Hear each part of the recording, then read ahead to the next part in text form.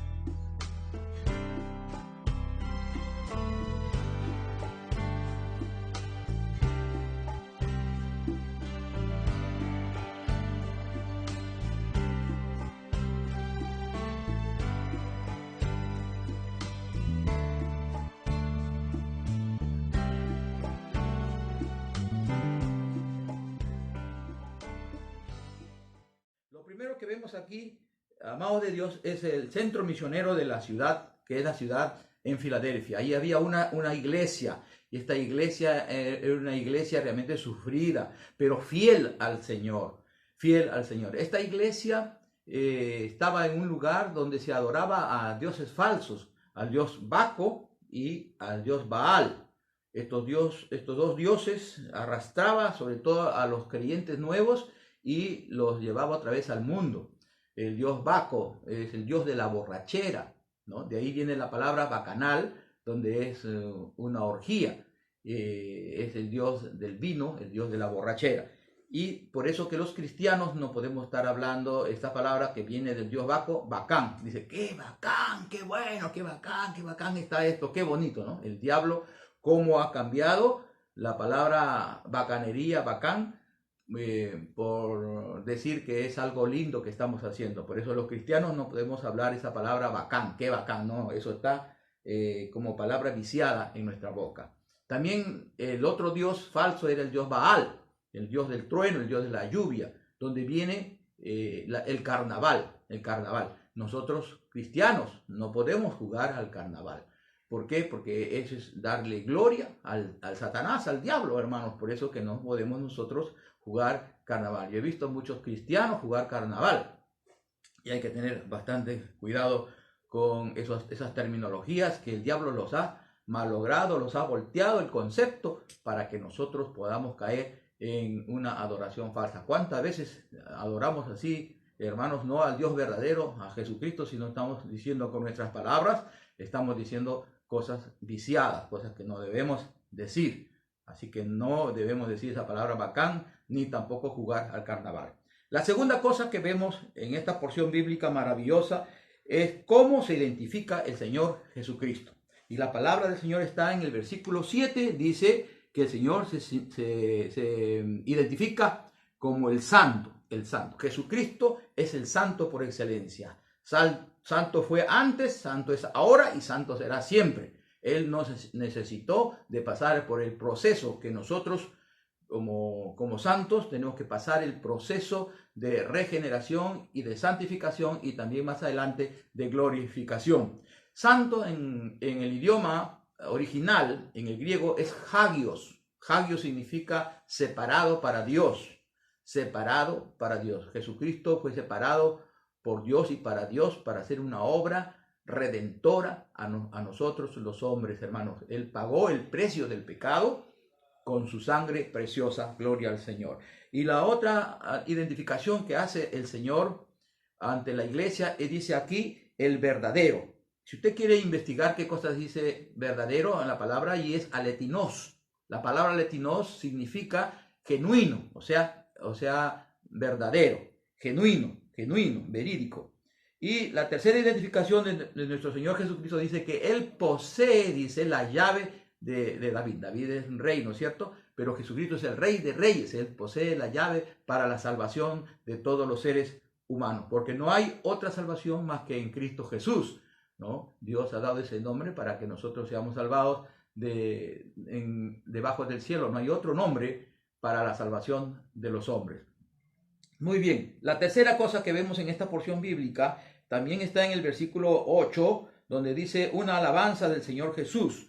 Y dice que el Señor Jesús nos ha abierto una puerta, nos ha abierto una puerta para que entráramos por ahí y cumplir nuestra obra misionera. Y la otra cosa también es que vamos a encontrar oposición. Para trabajar para el Señor, hermano, es una posición tremenda. Son tres oposiciones grandes, como ustedes bien saben. La oposición de Satanás, el diablo, que nos pone zancadillas para que nosotros nos caigamos. La otra oposición es el mundo con todos sus atractivos.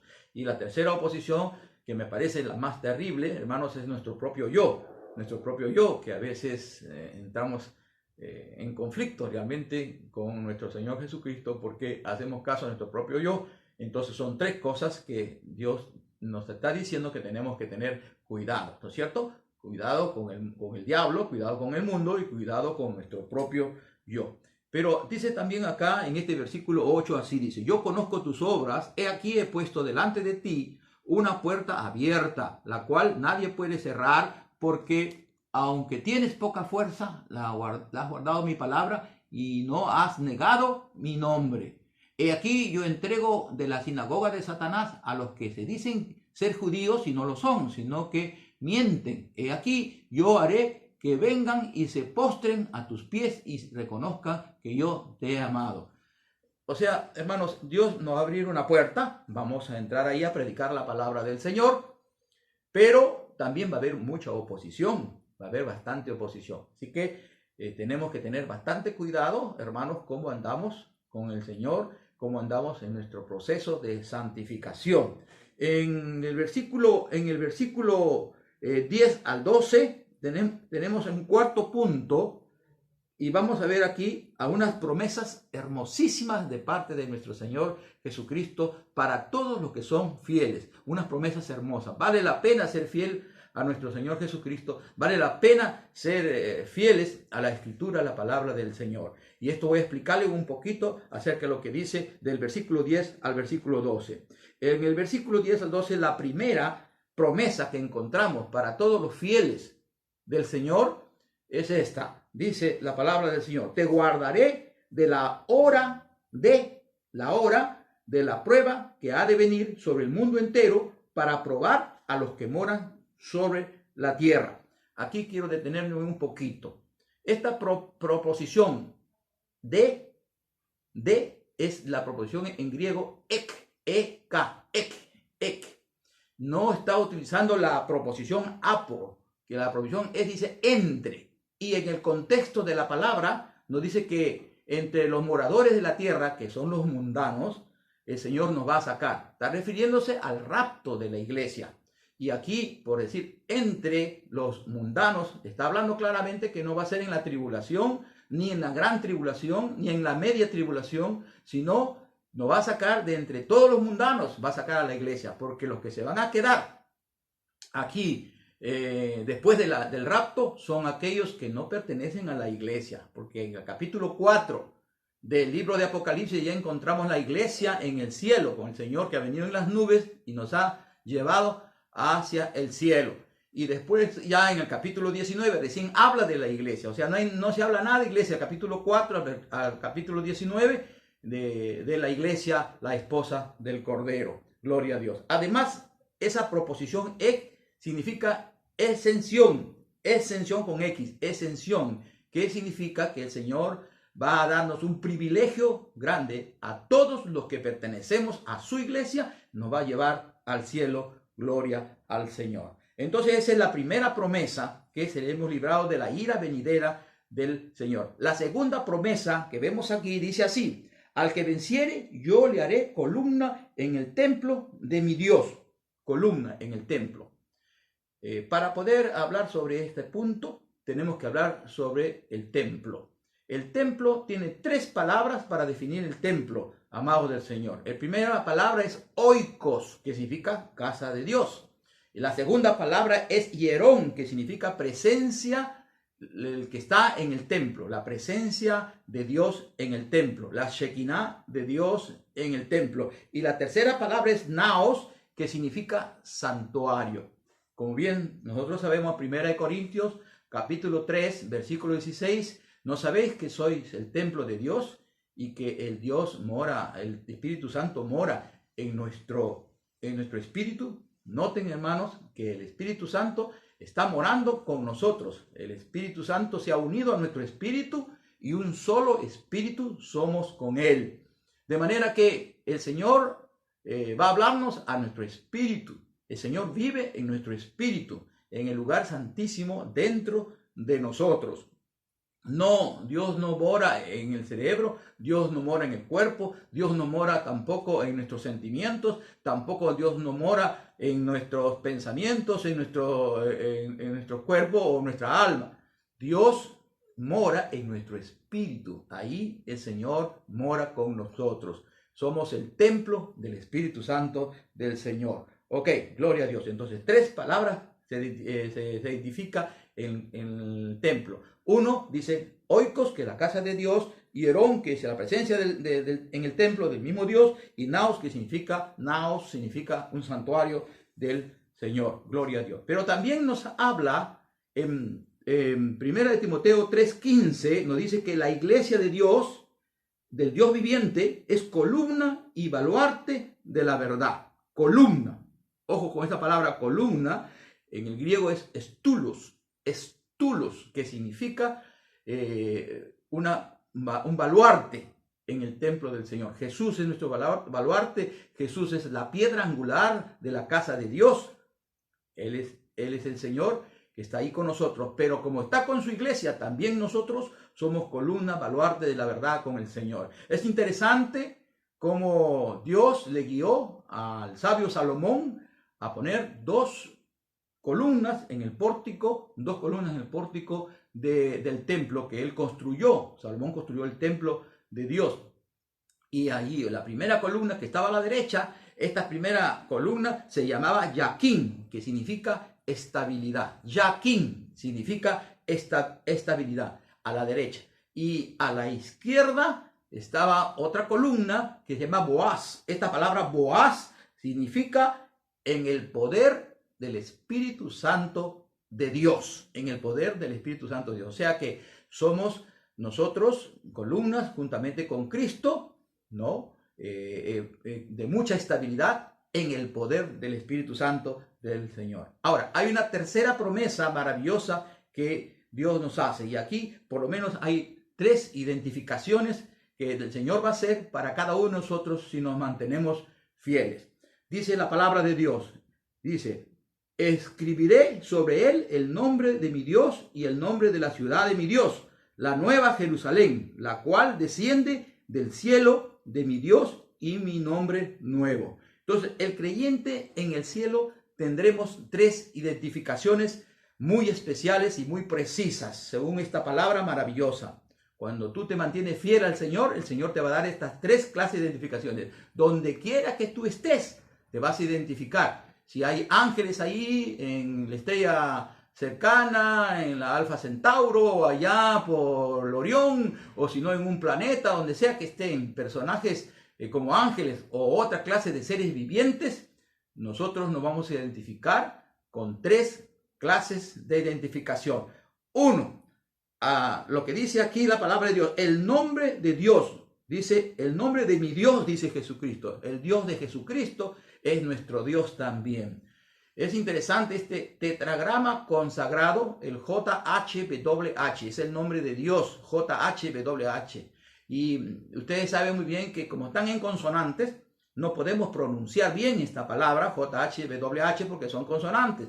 En el idioma español tenemos que ponerle vocales. Justamente unos estudiosos llamados los masoretas, ellos pusieron las vocales para darle una entonación y darle un nombre. Ahí aparece con las vocales del JHWH, que es el nombre de Dios, aparece el nombre de Jehová, el nombre de Jehová, el nombre de también Yahvé. No, ahí aparece ese nombre. Muy bien, pero nosotros nos vamos a identificar con el nombre de Dios. Gloria a Dios. La segunda identificación dice con el nombre de la ciudad de donde nosotros procedemos, ¿no? Cuando yo me voy a otro país, ¿no? Cuando estaba en Europa, por ejemplo, me dice, ¿de dónde es usted? Me preguntaban los alemanes. Yo les decía, yo soy de Perú. Ah, Perú.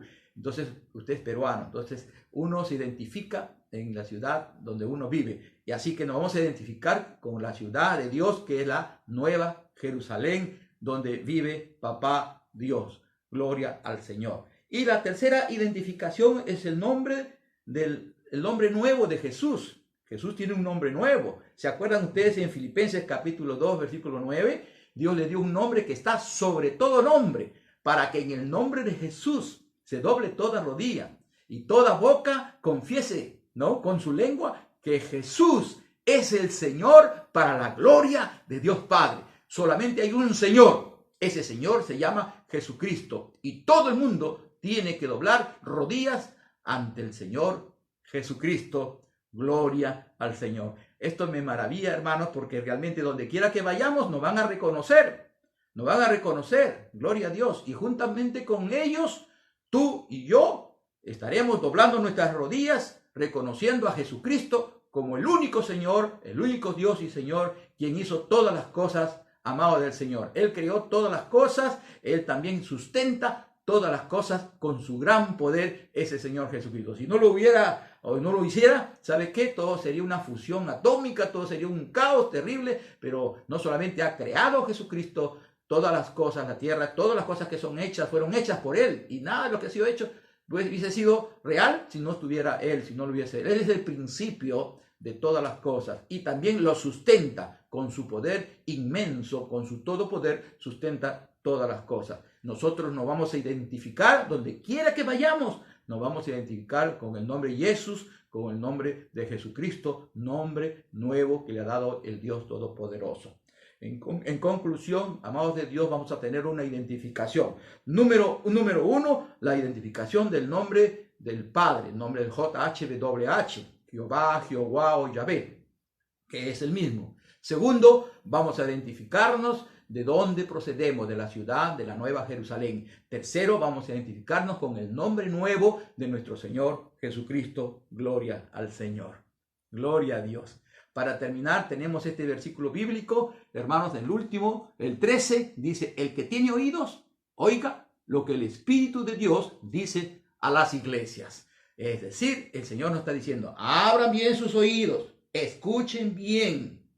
Este es el privilegio que Dios nos ha dado en esta generación, que es la generación de la iglesia del Señor. No pierda su corona, no pierda su privilegio. El Señor quiere que nosotros seamos fieles. ¿Qué es ser fiel? Déjeme explicar rápidamente qué es ser fiel. Una vez me fui a comprar unas mandarinas, unas naranjitas ricas, hermanos, a un mercado y noté que me había pesado en un mercado modelo acá en Chiclayo 3 cuartos y no 1 kilo. Yo le dije, denme 1 kilo de mandarinas y me dio 3 cuartos. Entonces le digo, pero si tú me estás cobrando por 1 kilo de estas naranjitas, de esta mandarina, ¿por qué me estás dando 3 cuartos? Y me dijo, no, que aquí en Chiclayo, en el mercado modelo, damos 3 cuartos y cobramos por 1 kilo. No, le digo, eso no es exacto. Usted tiene que ser exacto porque la aguja, escuche bien, la aguja que marca el peso de la balanza está marcando 3 cuartos, no está marcando 1 kilo. Y esa aguja significa fiel, se llama fiel. Igual también una vez me aboqué a hacer un trabajo y pedí a alguien que me prestara una tijera. Cuando comencé a cortar en el trabajo con la tijera, el tornillo que estaba sujetando a las dos hojas de la tijera se salió. Y ya no pude hacer el trabajo porque se salió ese tornillo. ¿Qué nos enseña el Señor esto, hermanos amados? Que nosotros tenemos que estar bien entornillados con nuestro Señor. Debemos estar siempre fieles con nuestro Señor. Debemos ser exactos, porque si no, no podemos hacer la obra de Dios. Tenemos que ser exactos, no quitar nada de la Escritura, ni tampoco añadir nada a la Escritura. Tenemos que ser exactos con el Señor. Dios quiere que nosotros seamos fieles. ¿Sabe por qué? Porque ser fieles significa ser productivos. ¿Se acuerdan ustedes la parábola del Señor Jesucristo? De que uno le dio dos talentos y él hizo 4. Y Dios le bendijo, le dijo, siervo fiel. Y fue productivo. Y después a otro le dio 5 talentos y pues lo trabajó y dio 10 talentos al Señor. El Señor le dijo, siervo fiel. Pero aquel que le dio 1 talento y más bien lo escondió en la tierra, no fue fiel, por lo tanto no fue productivo. Todo el que es fiel al Señor, todo el que es fiel al Señor es productivo, produce cantidad, hermano. La fidelidad produce cantidad, es productivo. Usted tiene que ser productivo. Dios nos ha salvado para ser productivos y para ser productivos tenemos que ser fieles. Así era la iglesia de Filadelfia. Eran fieles a pesar de las persecuciones, a pesar de dioses falsos que habían, de Baal, del carnaval y también el dios Baco de la borrachera. Ellos permanecían fieles al Señor Jesucristo. Fíjese que hasta ahora, pleno siglo XXI, todavía hay la iglesia de Filadelfia. Existe la iglesia de Filadelfia. Amados del Señor, seamos fieles a nuestro Padre Celestial. Seamos fieles a nuestro Señor Jesucristo. El Espíritu Santo se goza cuando somos leales a nuestro Señor Jesucristo. Exactos, sí, exactos con la palabra del Señor. Dios le bendiga, amados del Señor. Dios le guarde muchas bendiciones. Que el Señor haga grandes cosas con ustedes en el nombre de Jesús. Que Dios le bendiga. Amén.